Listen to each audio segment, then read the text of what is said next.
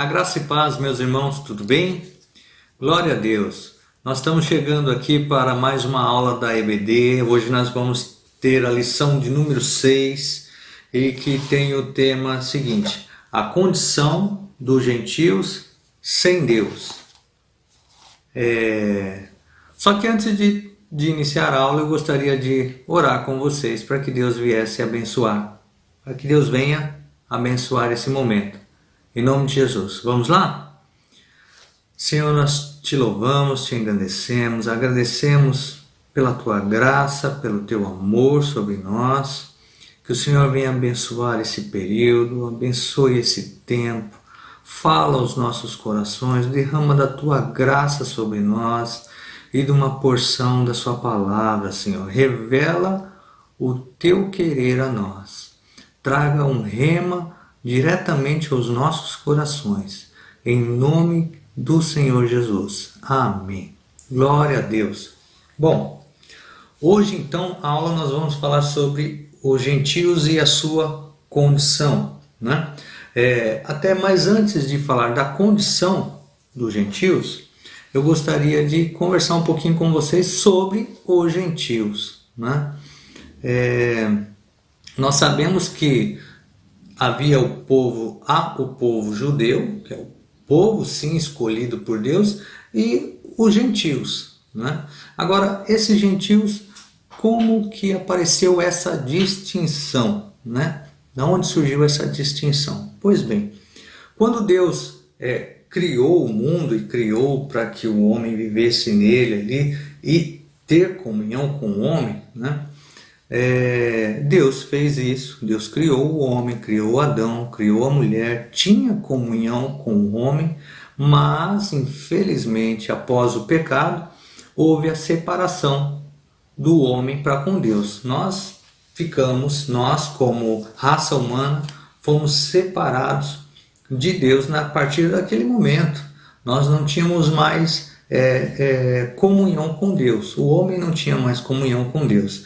E daí para frente a coisa foi piorando cada vez mais, porque foi se multiplicando a raça humana sobre a terra, só que foi se multiplicando também a maldade, a iniquidade, o distanciamento de Deus, até chegar a um ponto que na época de Noé a coisa já estava muito ruim, ao ponto de Deus enviar o dilúvio para limpar a terra e começar, de certa maneira, começar novamente, dar um recomeço, né, para a humanidade. E Deus faz isso ali naquele momento. Deus vem, envia o dilúvio, dá a oportunidade para todos que crescem, para que entrassem na arca, mas ninguém deu ouvidos à pregação naquela época, né? Os únicos que deram ouvidos foram os animais. Mas assim, o homem, ele não deu ouvido. Então a família de Noé estava ali na arca, né? Eles estavam ali e assim que abaixaram-se as águas, eles saíram da arca e Deus formou ali uma nova aliança com Noé, né? A aliança com Noé que Deus formou, que jamais mandaria um dilúvio da mesma maneira. E Deus dá uma ordem a Noé ali também. Assim como Deus deu uma ordem a Adão lá atrás, Deus dá uma ordem a Noé agora também, que povoem a terra e encham a terra, né? Distribua-se entre a terra. Aí é interessante a gente começar a analisar o seguinte: Deus dá uma ordem a Noé, né? A mesma ordem que foi dada a Adão lá no início, né? Ele dá uma ordem: distribua-se, multiplique-se e encha a terra, né? Com esse conceito, assim que Noé saiu da arca, foi que ele se seguiu. Aí teve uma ocasião, a ocasião que nós não vamos entrar aqui, mas que um dos filhos dele acabou vendo a nudez, né? E Noé acabou amaldiçoando a esse filho. Então ele amaldiçoou seu filho Cã e abençoou os outros dois. Mais tarde, da descendência desses filhos, da descendência de Cã, o seu descendente começou a construir a Torre de Babel, né? Todos conhecem a história. E qual que era o intuito de quem estava construindo, quem estava se ajuntando ali? Olha, nos ajuntemos, né? E construamos uma torre para que chegue até os céus. E para que o nosso nome se torne sublime, nós não precisamos sair dessa região, para que nós fiquemos aqui. Olha, ou seja, assim, eles estavam se levantando realmente contra uma ordem de Deus, contra um pedido de Deus, contra um mandamento de Deus, né? Falando assim, não, nós não vamos sair daqui não, o que nós queremos é ficar aqui, né? Nós queremos ficar aqui, por isso nós vamos estabelecer, o nosso nome vai ser grande, nós vamos construir uma torre e vamos chegar até os céus e não vamos sair daqui. Então esse princípio de desobediência, esse princípio foi colocado ali, naquela data, eles de rebelião, né? Esse princípio de rebelião foi estabelecido entre aquele povo ali. E a palavra nos fala que a rebelião é como um pecado de feitiçaria. E era esse foi o caminho que começou a seguir, e daí então começou-se a gerar o povo gentil, né?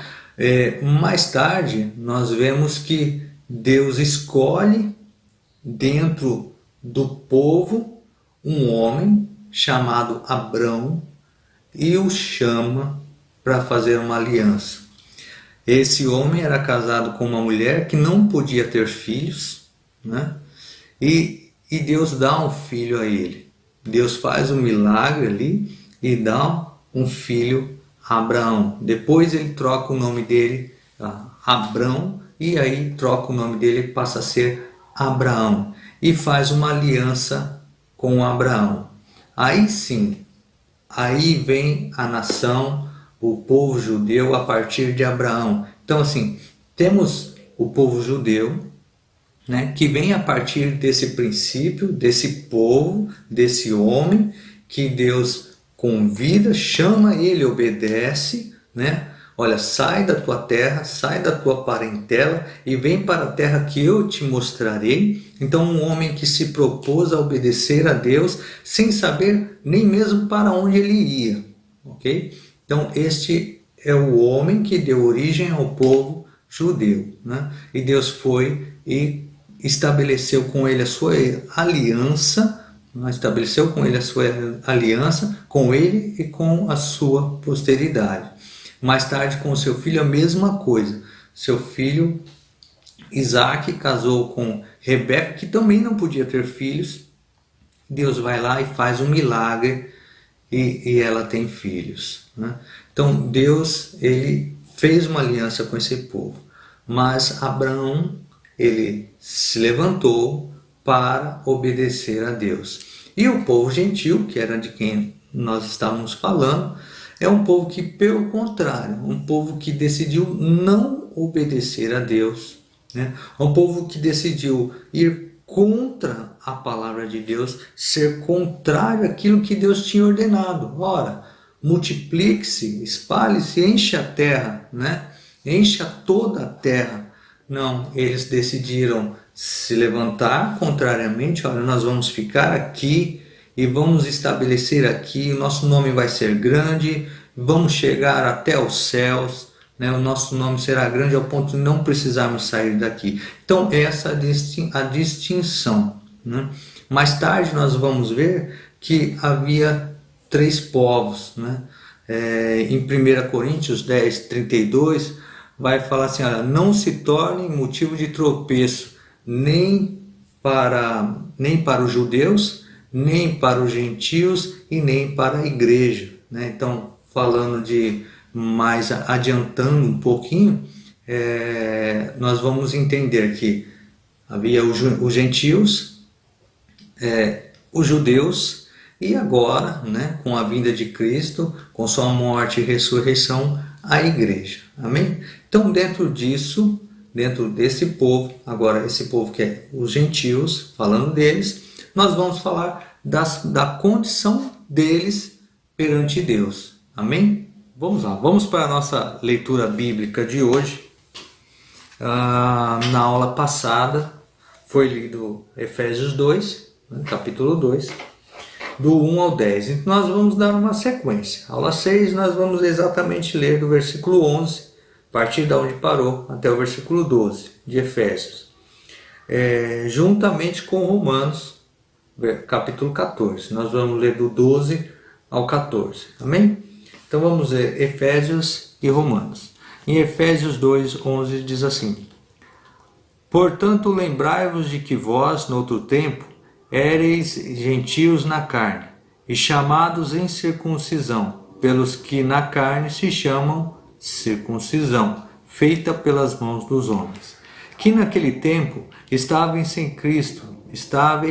sem Cristo, separados da comunidade de Israel, estranhos ao concerto da promessa, não tendo esperança e sem Deus no mundo. E Romanos 4, versículo 12 em diante, né? E fosse pai da circuncisão, daqueles que não somente são da circuncisão, mas também andam nas pisadas da fé que teve o nosso pai Abraão, que tivera na incircuncisão. Porque a promessa de que havia de ser herdeiro do mundo não foi feita pela lei de Abraão ou a sua posteridade, mas pela justiça da fé. Pois se os que são da lei são herdeiros, logo a fé é vã e a promessa é aniquilada. Amém. Glória a Deus. Bom, hoje nós já viemos falando sobre o povo gentil, né? Vamos falando sobre eles. E nós vamos falar agora dessa situação, que é os chamados incircuncisão, né? E para isso nós vamos dar um conceito, falar sobre o conceito da circuncisão, falar sobre o significado religioso, a circuncisão no coração e a circuncisão na nova aliança. Vamos falar um pouquinho aí de somar isso ao que nós já vemos conversando, amém? Então, o conceito da circuncisão. O que é a circuncisão? A circuncisão nada mais era, ou nada mais é, do que a remoção cirurgicamente a remoção do prepúcio, né, do órgão masculino. Então, Deus deu essa ordenança, né, que fosse feito dessa maneira. Isso tinha que ser feito quando? Tinha que ser feito no 8º dia após o nascimento, né? No 8º dia de vida da criança tinha que ser feito essa cirurgia, essa consagração, vamos dizer assim. No capítulo 17 de Gênesis, no versículo 11, diz assim, Deus ordenando a Abraão: vocês devem circuncidar a carne do prepúcio, e isso servirá como um sinal de aliança entre mim e vocês. Então, Deus ordenou que fosse feito, né, porque é uma ordenação, vocês devem fazer, vocês devem realizar isso. Isso é uma ordem, né? Ele dá essa ordem, mas ele também dá uma orientação. Olha, isso vai servir por sinal de aliança. Naquela época, na cultura do povo judeu, eles têm essa cultura da aliança, né? Muito mais forte, possivelmente, do que o que a gente conhece aqui, né? Na nossa cultura, do que nós temos. A nossa cultura ela não é como a cultura oriental para uma aliança. A aliança para eles é algo tão forte que é inquebrável, é insolúvel. Uma vez que se faz um pacto de aliança, não é desfeito mais. Ninguém desfaz um pacto de aliança. E essa cirurgia, ela serviria como um sinal. Cada vez que o homem olhasse para aquela cicatriz, se lembraria da aliança que ele fez com Deus, né? E todo o povo, consequentemente, teria essa aliança com Deus. Amém? E isso é tão sério que Deus, no versículo 14, ele diz assim: olha, o incircunciso na carne, a pessoa que não fizer, optar por não ter a circuncisão, esse deve ser eliminado do meio do povo, porque quebrou a aliança. Então, assim, aquele que não estabelecer uma aliança comigo, uma vez que Deus já se propõe Deus é o primeiro a estabelecer a aliança, né, com o povo. À medida que o homem não retribui, fala assim: não, eu não quero aliança com Deus, então esse homem tinha que ser separado do meio do povo. E o povo, num contexto geral, seria montado, vamos dizer assim, constituído apenas por aqueles que optaram estar em aliança com Deus, optaram viver em comunhão com Deus. Amém. Esse é o conceito básico da circuncisão e da incircuncisão, né? No caso do povo gentil. Amém? Agora, o significado religioso que isso trazia, né? Não muito diferente de hoje, né? Nós entendemos que nós temos que ser santos. A circuncisão era isso, ela santificava o povo, ela separava o povo. Na medida que o homem era circuncidado, ele estava em aliança com Deus e ele era separado para Deus, era um povo separado. Em Êxodo, no capítulo 19, no versículo 5 e 6, fala assim, olha, aqui Deus está falando a Moisés, né? No início Deus falou a Abraão e alguns anos depois, né, muitos anos depois, quando Deus liberta o povo do Egito, da escravidão do Egito, Deus vai e fala com Moisés. E ao Deus orienta Moisés para que o povo fosse santificado. Deus relembra aquilo que ele já tinha, aquela promessa, aquela aliança que Deus já tinha feito com Abraão. Ele relembra Moisés e fala: olha, que isso seja cumprido, né? Uma das coisas. Mas dentro disso tudo, Deus fala com Moisés da seguinte maneira, em Êxodo 19, no versículo 5. Agora, pois, se ouvirem atentamente a minha voz e guardarem a minha aliança, vocês serão a minha propriedade peculiar, dentre todos os povos, porque toda a terra é minha. E vocês serão para mim um reino de sacerdotes e uma nação santa, reino, sacerdócio. São estas as palavras que você falará aos filhos de Israel. Então era isso aqui, olha, Moisés transmite isso ao povo: vocês serão uma nação santa, um reino de sacerdotes, né? Tão somente se vocês obedecerem à minha aliança. Que aliança? A aliança que ele estabeleceu com Abraão, né? Essa aliança que fala: olha, separe-se do povo, né? Sejam separados, sejam santos, sejam santificados. E se tiver alguém no meio de vós que não quiser se santificar, então que ele seja banido, que ele seja expulso, eliminado do povo, do meio do povo, porque não aceitou, porque quebrou a aliança, né? Então,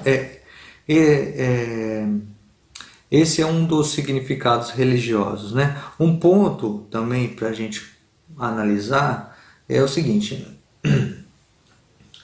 nessa época o povo pecava muito, errava muito com o pecado da idolatria, né?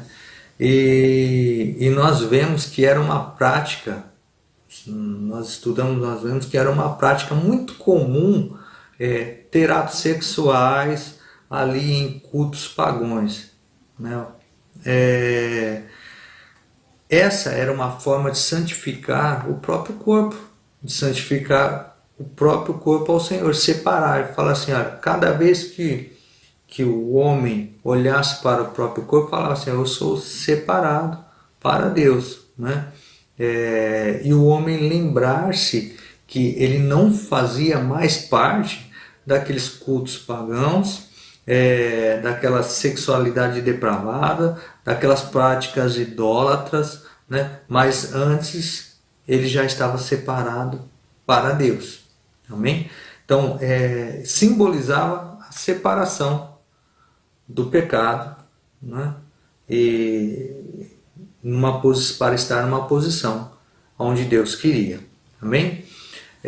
Agora, quando fala circuncisão do coração, nós lemos lá em Efésios, foi o que nós lemos já, mas eu vou ler de novamente, no capítulo de Efésios 2, versículo 11, fala assim, portanto, lembrai-vos de que vós, noutro tempo, ereis gentios na carne, e chamados incircuncisão pelos que na carne se chamavam circuncisão pelas mãos dos homens. Então aqui, Paulo está falando aos gentios lá de Éfeso, né? Aqueles que eram tidos como incircuncisão, vocês que eram chamados, aliás, ele está falando assim, né? Olha, lembre-se que até bem pouco tempo vocês eram chamados de incircuncisos, olha lá o incircunciso. Mas agora, a circuncisão, Paulo mostra para eles que a circuncisão que é válida é a circuncisão do coração, né? Não somente a da carne. Em Gálatas, no capítulo 6, no versículo 5, diz assim, pois nem a circuncisão é alguma coisa, nem a incircuncisão, mas o ser nova criatura. Então o que vale mais? Graças ao Filho de Deus, graças a Cristo Jesus, a sua morte e ressurreição, ao que Ele fez por nós na cruz, nós podemos hoje ser novas criaturas. Uma vez que nós aceitamos a Cristo como nosso Senhor e Salvador, uma vez que nós obedecemos a essa aliança, nós nos dedicamos e nós nos separamos e nos mantemos santificados para Deus, nós somos uma nova criatura. E aí entra a circuncisão. Nem a circuncisão e nem a circuncisão é coisa alguma mais. Não a feita na carne, mas o que vale é a do coração, né? Uma vez estando separados para Deus. Amém? E dentro disso, essa santificação é a santificação da nova aliança, né? Agora, uma questão interessante que na época nessa época em que Paulo estava ali pregando para a igreja e que a palavra de Deus era difundida em meio aos gentios, era uma coisa tão séria que o povo judeu ele não gostava nem de se sentar para comer com os gentios, né? De certo que o próprio Deus ele colocou uma ordenança, né? Olha, se alguém não quiser se circuncidar, que ele seja eliminado do povo.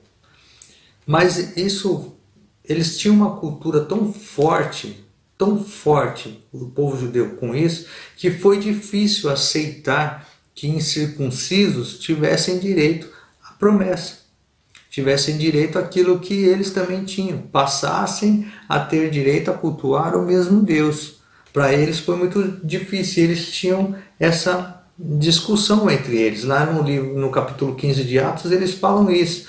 E ficou essa discussão entre gentios e judeus. Olha, mas e aí, são incircuncisos? Não, não são. Mas graças a Deus que o Espírito Santo, né, ele veio e trouxe clareza aos apóstolos. E depois em Filipenses 3:3 nós temos o seguinte texto, que fala assim, porque nós é que somos a circuncisão. Nós é que somos a circuncisão. Nós que adoramos a Deus no Espírito e nos gloriamos em Jesus Cristo, em vez de confiarmos na carne. Então assim, nem a circuncisão, nem a incircuncisão é coisa alguma. O que vale mesmo é ser uma nova criatura, não confiar na carne. Nós não podemos confiar na carne mais, mas confiar em Jesus Cristo, adorar somente a Deus, né? Isso é o que vale a pena. Isso é o que é o ser nova criatura. Amém? Bom, vamos aqui para o nosso tópico 2. Estranhos ao concerto da promessa. Nesse tópico, eu queria ler com vocês novamente o versículo 12 de Efésios. Está aí na leitura bíblica, né, da classe. E aí fala assim, olha, quando o Paulo estava falando aos Efésios, tá? Que naquele tempo estavam sem Cristo, separados da comunidade de Israel, estranhos ao concerto da promessa, não tendo esperança e sem Deus no mundo. Então, daí nós podemos retrair 5 coisas, 5 situações em que os gentios se encontravam, né? Estavam sem Cristo, separados da comunidade dos judeus de Israel, eram estranhos, alienados à promessa, não conheciam, não sabiam do que se tratava, não tinham esperança e estavam sem Deus. Essa era a situação dos gentios até conhecer a Cristo. Então, e o apóstolo Paulo, ele fala, ali ele relembra eles, ele fala assim, olha, em outrora vocês também, vocês estavam sem Cristo, vocês não tinham a Deus, não conheciam as promessas, né? E é nesse contexto que a gente vai conversar agora. Então, uma vida sem Cristo, dentro dessas 5 coisas, né, que o apóstolo fala no versículo, uma vida sem Cristo. Ora, antes deles ouvirem falar de Cristo e deles terem essa regeneração em Cristo, eles viviam uma vida totalmente pagã, né? Viviam uma vida no paganismo, viviam uma vida de idolatria, de religiosidade. É o tipo de vida que eles tinham, mas eles não tinham a Cristo Jesus, né? Lá em João 4:22, fala assim, olha, vocês adoram o que não conhece, nós adoramos o que conhecemos, né? Porque a salvação vem dos judeus. Deixa eu até abrir aqui. João 4:22, né? Vamos ver, falar com as palavras corretas, né? Vocês adoram o que não conhecem, nós adoramos o que conhecemos, porque a salvação vem dos judeus. Aleluia.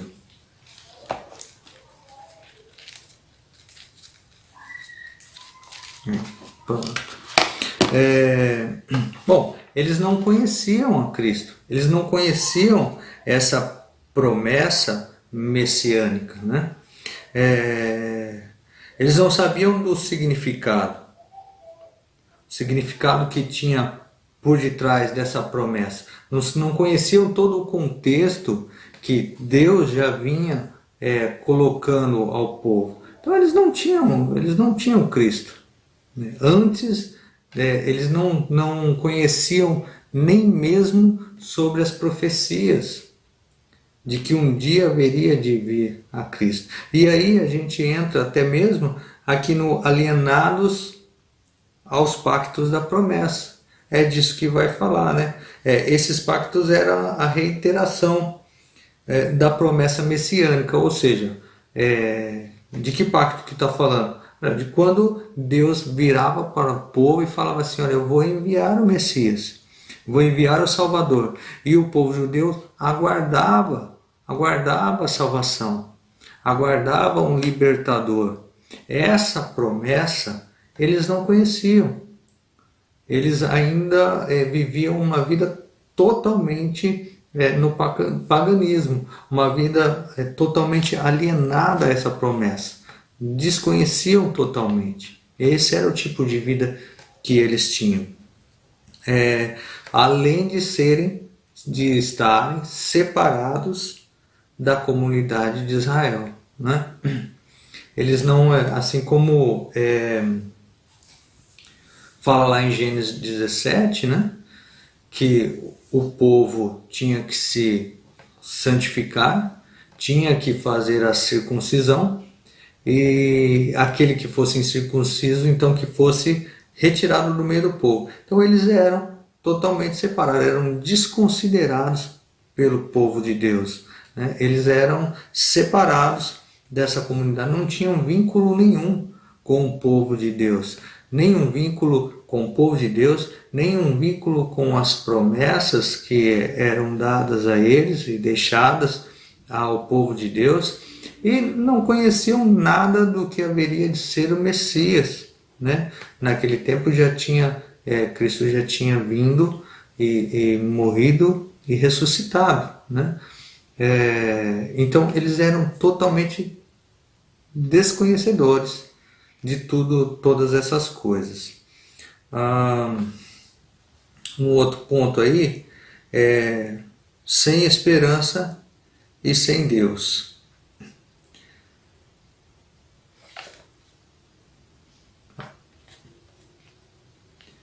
Eles eram totalmente desprovidos de esperança, né? E aqui as coisas se fundem, na bem da verdade, porque assim, uma vez que as pessoas não têm Deus, eles não têm condições de ter esperança.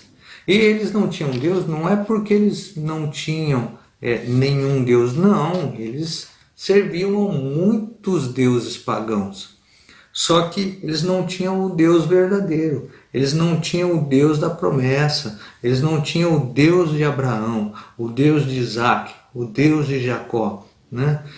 O Deus que prometeu uma descendência a Abraão e cumpriu. Eles não tinham esse Deus, eles não conheciam toda essa promessa, tudo que Deus fez ao povo de Israel. Eles eram totalmente alienados à promessa e totalmente alienados a tudo que Deus tinha feito a esse povo, né?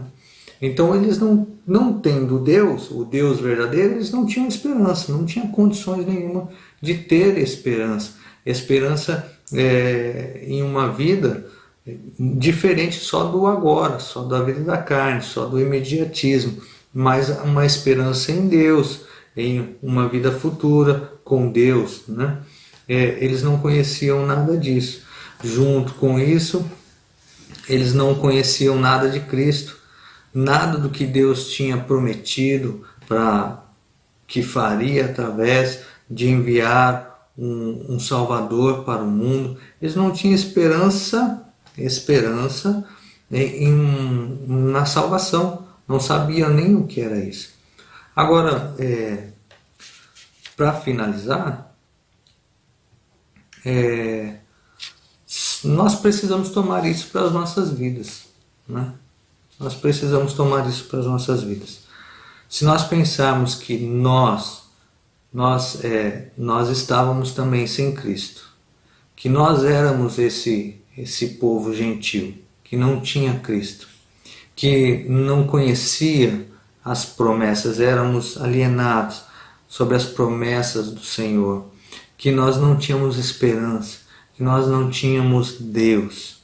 Mas, contudo, uma coisa que fala, que Deus nos promete e que está na sua palavra, em Gálatas 3, no versículo 29, diz assim: e se vocês são de Cristo, são também descendentes de Abraão e herdeiros segundo a promessa.